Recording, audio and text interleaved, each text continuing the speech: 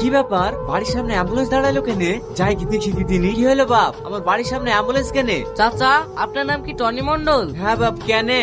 আপনার জামাইয়ের নাম কি রিয়াজ কবিরাজ? হ্যাঁ রিয়াজ কবিরাজ, কিন্তু সে তো 3 মাস আগেই বাইরে গিয়ে মারা গেছে। আপনার জামাই যে কোম্পানিতে কাজ করতো আমরা সেই কোম্পানি থেকে এসেছি। এতদিন পর আপনার জামাই লাশ উদ্ধার করতে পেরেছি, তাই নিয়ে এসেছি। আমার স্বামী লাশ এসছে, তোমরা তাড়াতাড়ি নামো, আমার স্বামীর মুখটা একটু দেখবো। দাঁড়ান, লাশ দেখার আগে আমাদের টাকাটা পেমেন্ট করুন। পেমেন্ট মানে? লাশটা অনেকদিন পর পাওয়া গেছে বলে কোম্পানি কোনো টাকা দেয়নি, তাই গাড়ি ভাড়ার সময় 1 লক্ষ টাকা আপনাকে দিতে হবে। 1 লক্ষ টাকা? অত টাকা আমি কোথায় পাবো?